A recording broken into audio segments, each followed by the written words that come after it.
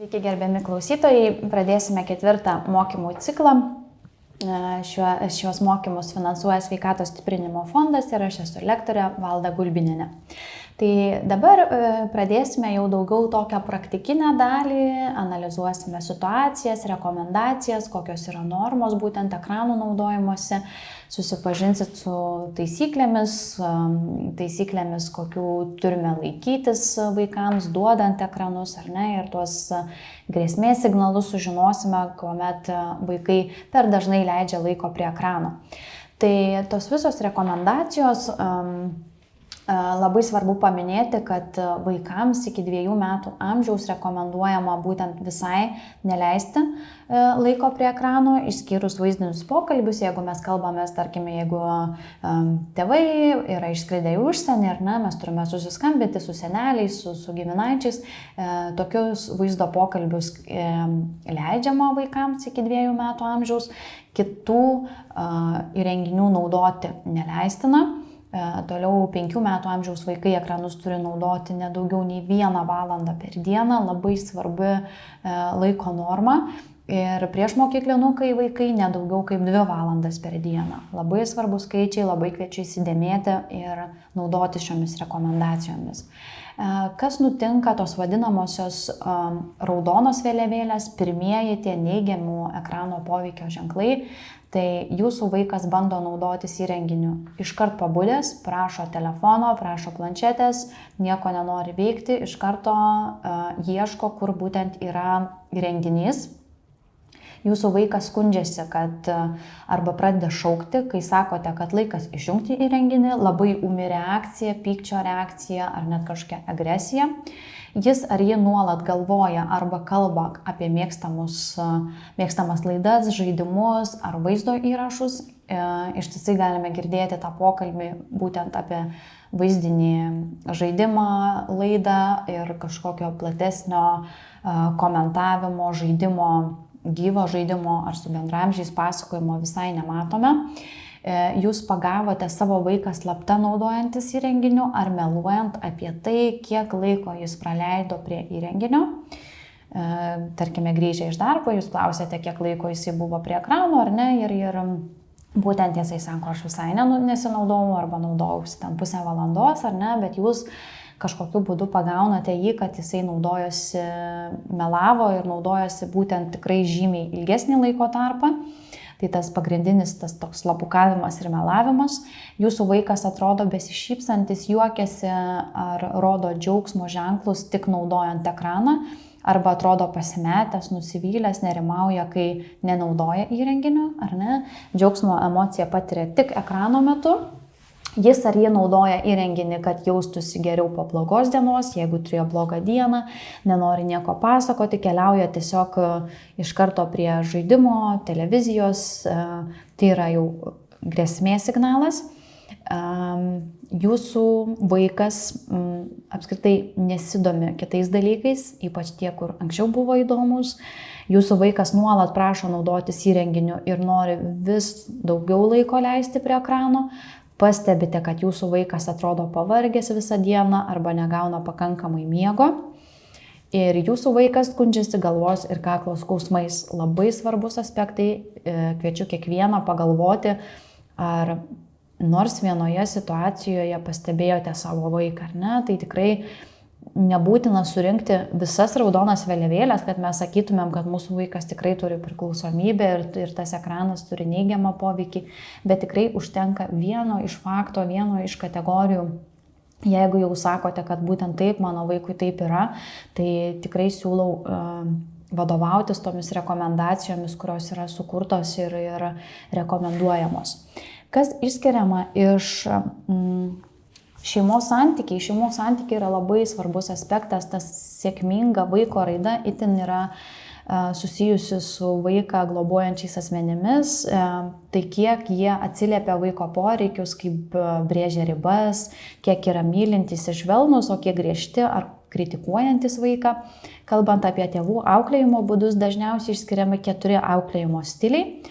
Ir būtent tuos stilius kitoje skaidrėje mes aptarsime plačiau. Tai yra tie 4 stiliai, tai yra tokie nuolaidžiaujantys tėvai, autoritetingi tėvai, neįsitraukiantys tėvai ir autoritariniai tėvai.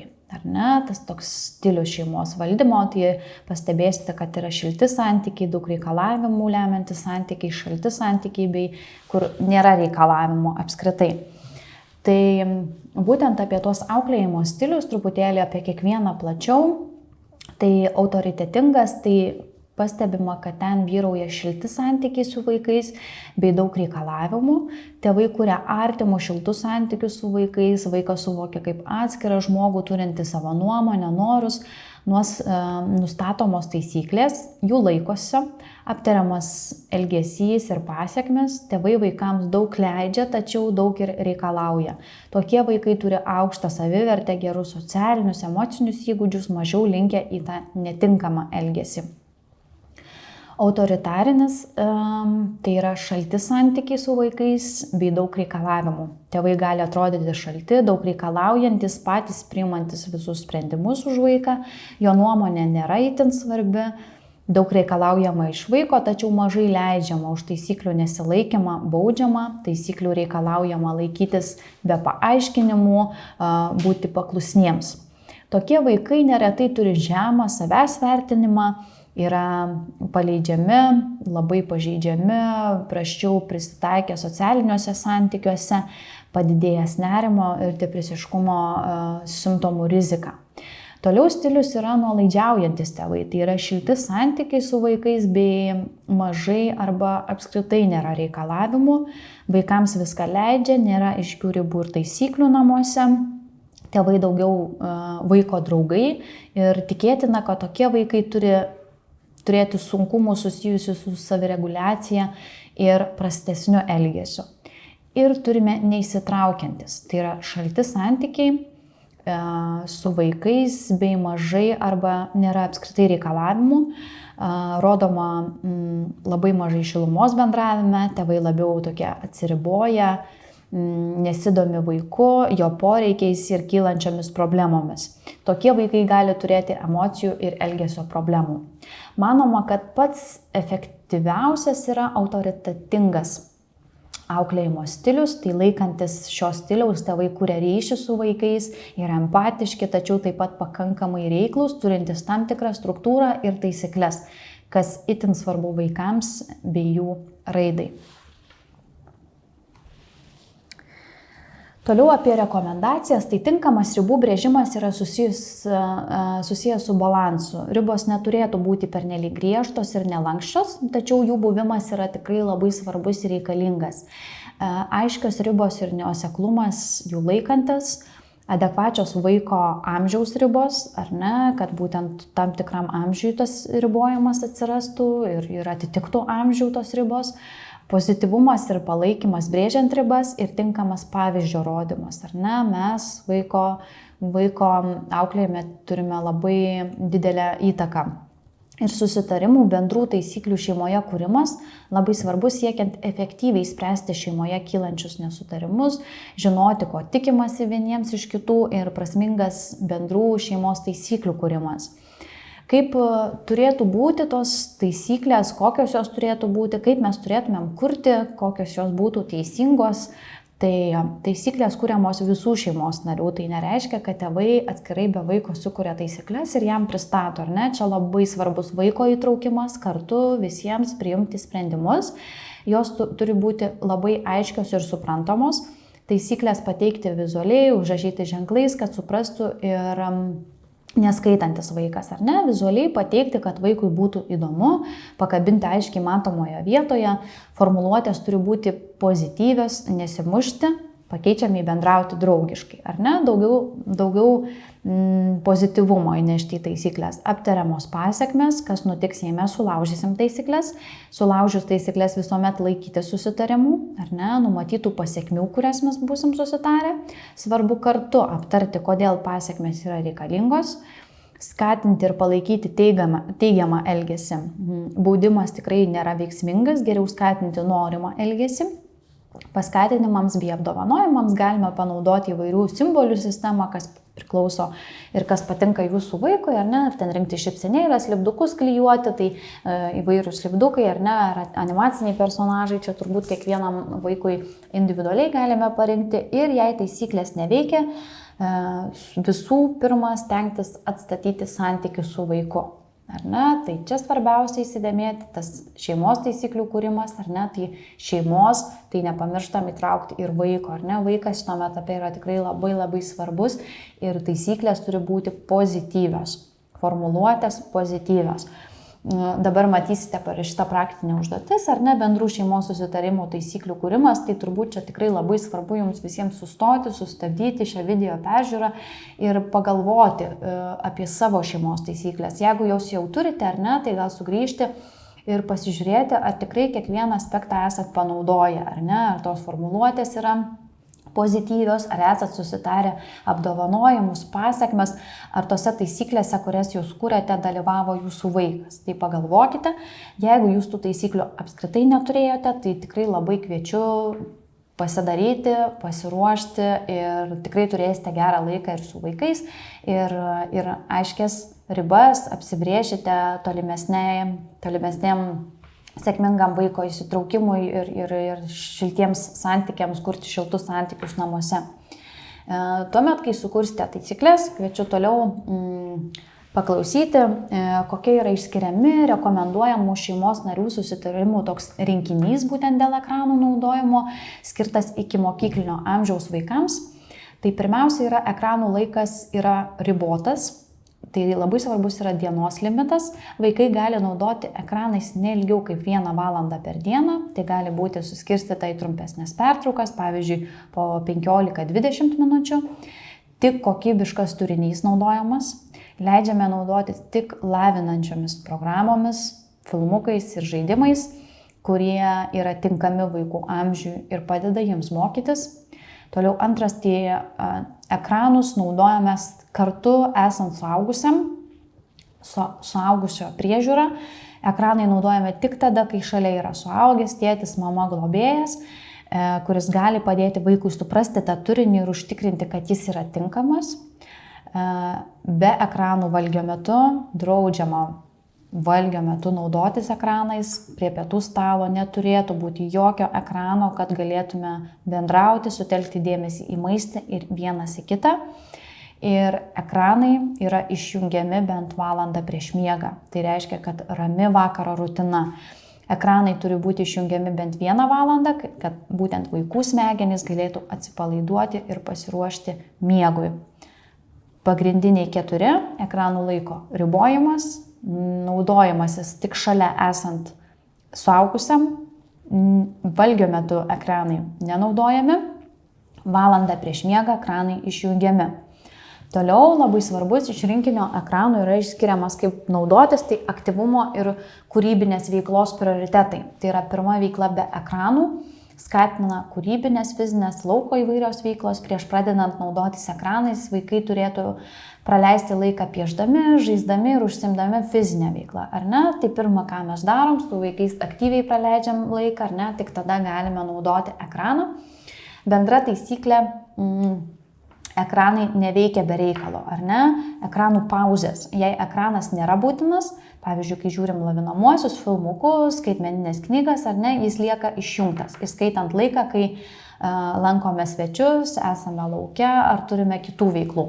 Ekranų taisyklės tikrai turi būti privalo taikomos visiems šeimos nariams, ne tik vaikui ar ne, ar kūdikiui, bet ir suaugusiam, ar ne? Suaugęs taip pat turi laikytis taisyklių, turi riboti savo ekranų laiką, ypač bendraujant su vaikais, kad parodyti tą pavyzdį vaikui, ar ne? Nes jeigu suaugę tėvai, žiūrėdami, tarkim, vakarienės metu naudosis telefonais, pasijungia fone, žiūrėsit žinias, ar ne, kur atrodo jums tikrai labai svarbi ta televizija, ar ne, bet vėlgi rodysite netinkamą pavyzdį vaikui, ar ne, ir kuomet jūs reikalausite iš vaiko, kad kuomet jūs valgot, žiūrit žinias, ar ne, vaikas tada negaus jokio jūsų atreagavimo, jisai pasiims savo telefoną, ten pasijungs kažkokį filmuką, ar ne, ir jūs tada jau supyksit, kodėl jis žiūri, ar ten kažkaip netinkamai reaguoja. Bet pirmas aspektas tai būsit jūs, ar ne, kad jūs pasirinkot būtent valgio metu žiūrėti ten savo mėgstamą laidą. Tai labai svarbu stebėti savo elgesį kaip suaugusio žmogaus. Ir ekranai nėra nei apdovanojimas, nei bausmė. Nenaudokite ekrano kaip vaikui kažkokią paskatinimo ar bausmės priemonę, ar ne? Ekranai nėra nei uždirbami, nei atimami. Naudojimasis ekranu nėra atlygis už gerą elgesį ar bausmė už blogą elgesį. Kad vaikai nesocijuotų to ekrano su emociniais atlyginimais ar kažkokiais praradimais. Tai išskiriami 8, ar ne, tai aktyvumas, kūrybinės veiklos turi būti prioritetas, ne ekranas, ar ne, pirma aktyvios veiklos, bendra taisyklė, kad būtent neveikia ekranai be reikalo, mes juos išjungiam, kuomet mes aktyviai leidžiam laiką, taisyklės visiems šeimos nariams, įskaitant ir suaugusius, ir neapdovanokit ir nebauskit vaikų už ekranų naudojimas, negali būti apdovanojimas ar bausmė. Toliau toks gali būti pavyzdys šeimos susitarimo dėl ekrano naudojimo. Kaip pavyzdys išskiriamas toks, pavyzdžiui, pirmasis ekrano laikas 1 valanda per dieną, ar ne? Ir mes suskirstom 15 minučių ryte, 15 minučių per pietus, 20 minučių vakare, ar ne? Arba atitinkamai kaip susitarsite šeimoje. Galim sudėti paveikslėlių šeimos narių, galbūt nuotraukas ir ekranai tik su mama ar tėčiu. Ar ne? Toliau galim dėti nuotrauką maisto be ekranų prie stalo, ar ne? Tada galim įdėti nuotrauką lovos, išjungiame ekranus valandą prieš miegą, ar ne? Pirma kūryba ir judėjimas, ekranai tik kai reikia, ar ne? Ir taisyklė galioja visiems ir būtent galime kažkokios dovanėlės turėti paveiksliuką, kad ekranai nėra dovanos ar bausmės.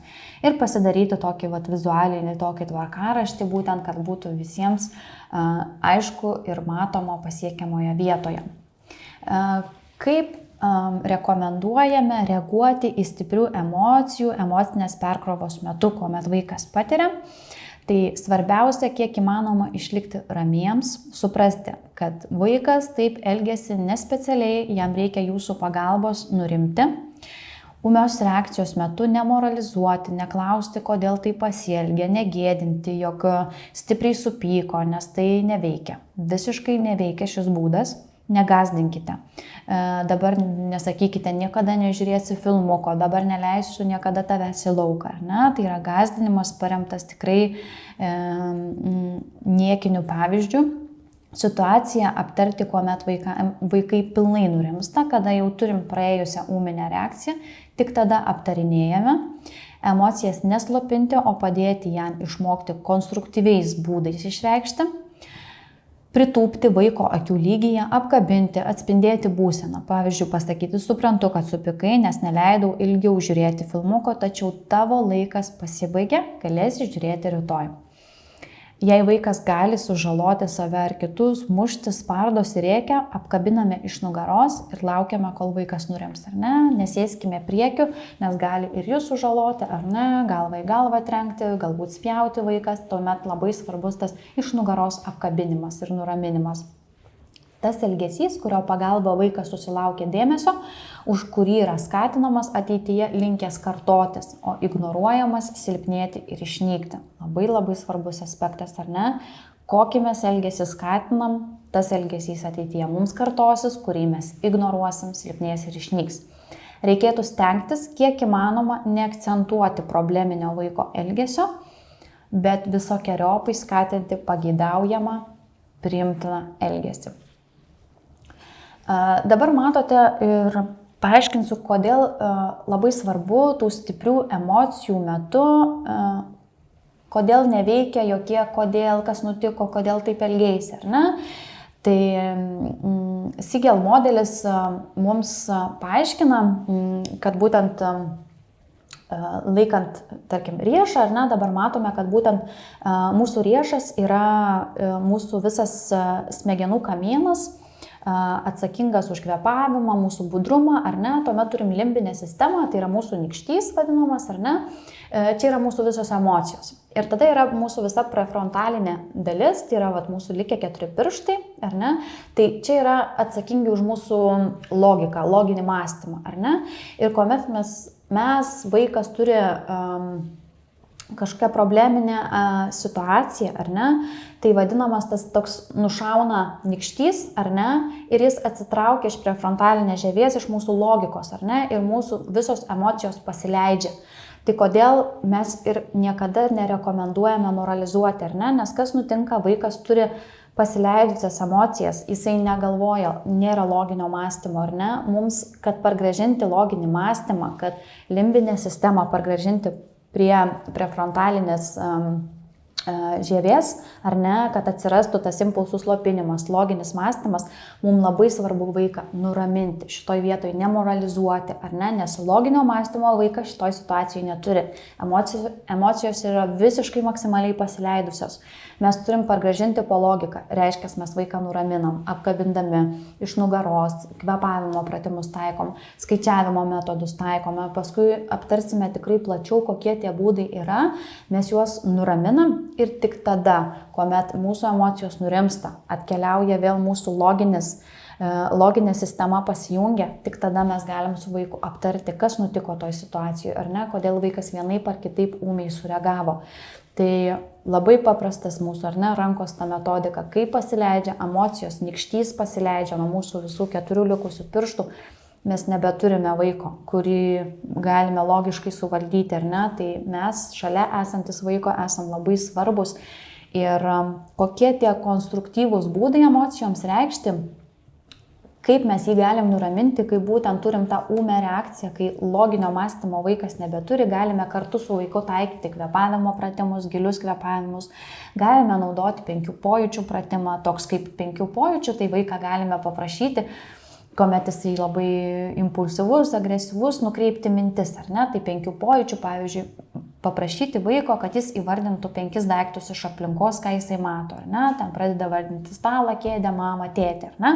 Paprašom tuomet vaiko 4 daiktus paliesti iš aplinkos, jisai paliečia, pasako kokia tekstūra, šiltas, šaltas, malonus, nemalonus, paprašom vaiko 3 dalykus įvardinti, ką jis girdi. Ar kažkokį garsą, ar kažkas skambina, ar važiuoja mašina. Tuomet paprašom 2 daiktus tiesiog užuosti. Tai gal jisai užuodžia ten kažkokį savo žaisliuką, ar ne, ar ten mama verda maistą, užuodžia jisai tą maistą. Ir vieną dalyką paragauti, galime duoti vaikui atsigerti, ar ne. Tai viso šito pratimo metu, kuo mes jį ilgiau pratempsime, ar ne, su vaiku komunikuosime, įvyks minčių nukreipimas ir vaikas tokiu metu nurims, ar ne. Galime taikyti skaičiavimo metodiką, ten iki 5 skaičiuoti, atgal skaičiuoti, duoti lapą plėšyti vaikui. Čia jau individualiai pagal vaiką, kas jam yra malonu, kas jam patinka ir pritaikyti kiekvienam vaikui, ar ne, pagalbę kumščiuoti, jeigu linkęs į agresyvumą, tai daugiau į pagalbę nukreipti, kad jisai pats nesusižalotų, daryti pritupimus, patrepsėti kojomis, ar ne, jeigu kokie mažiukai 3 metų amžiaus vaikai 2, keisti aplinką, kartu išeiti į lauką, pakeisti aplinką, kurioje vietoje įvyko probleminis, pakeisti aplinką. Svarbu paaiškinti vaikams, kad ne tik kaip mes negalime elgtis supykus, tačiau bet ką mes galime daryti, ar ne? Ne tik, kad blogai elgeisi, kodėl mušeisi, ar ne, bet ką tu gali daryti, kai esi piktas. Šitie dalykai yra tikrai labai labai svarbus. Toliau apie tai, kaip rekomenduojam tam atsakingam ekranų naudojimuose.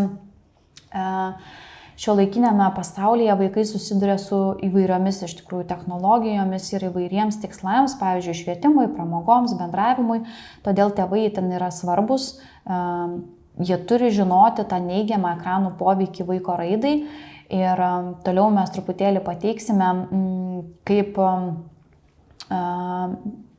svarbu būtent žinoti tas priemonės, kuriomis gali naudotis tėvai, kad būtent siekiant to atsakingesnio laiko prie ekranų leidimo.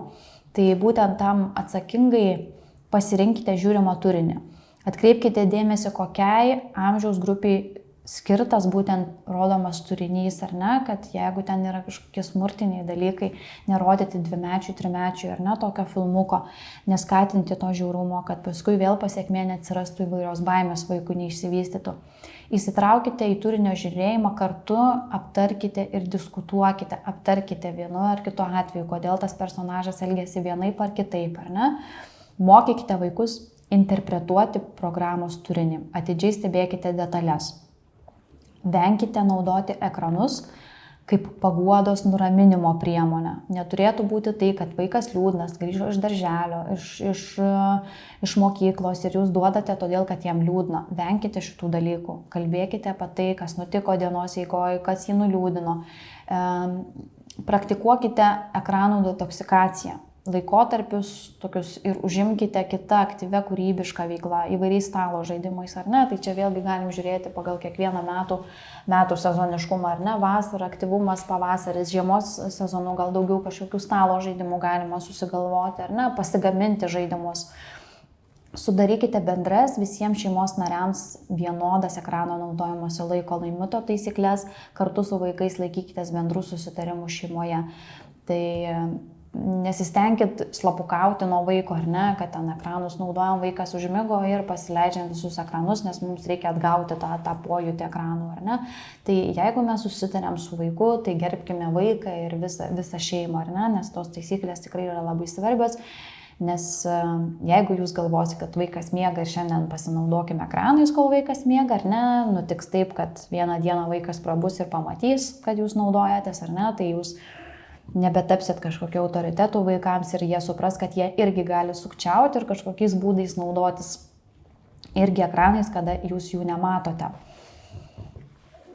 Toliau dar keli aspektai, kurie yra labai svarbus, tai iš tikrųjų skatinkite vaiką pabūti lauke, kuo daugiau lauke, užsiimti aktyvę fizinę veiklą, kad ir atrodo galbūt oras nėra tinkamas ar ne, bet tikrai galime paruošti tinkamą aprangą ir lauke būti galime tikrai visais metų laikais.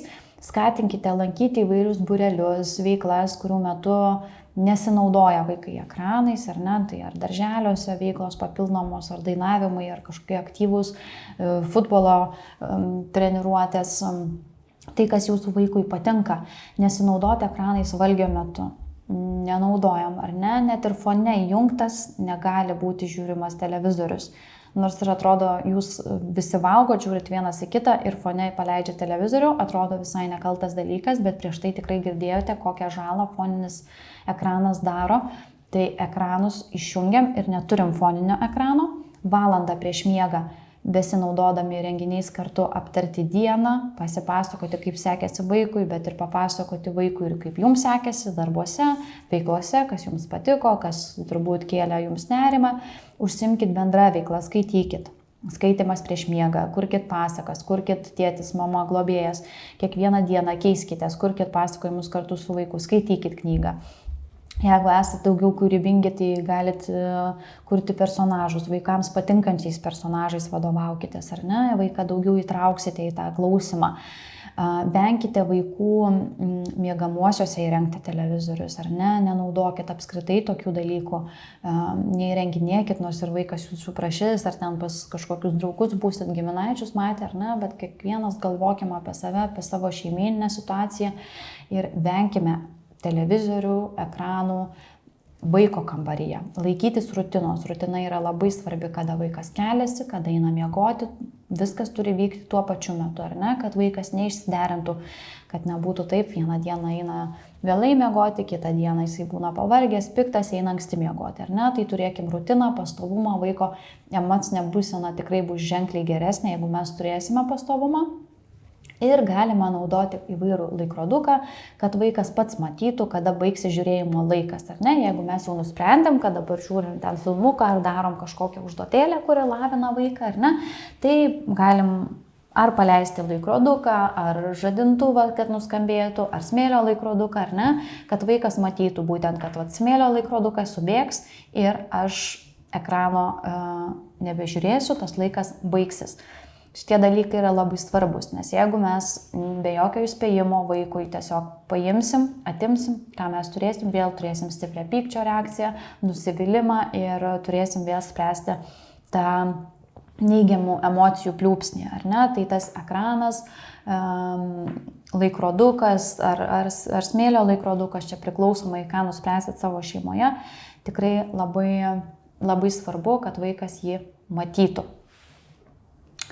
Toliau kitame šį ciklą mokymų užbaigsime, toliau pratęsime apie vaiko elgesio ekspertės rekomendacijas, tai bus jau kitame mokymosi cikle.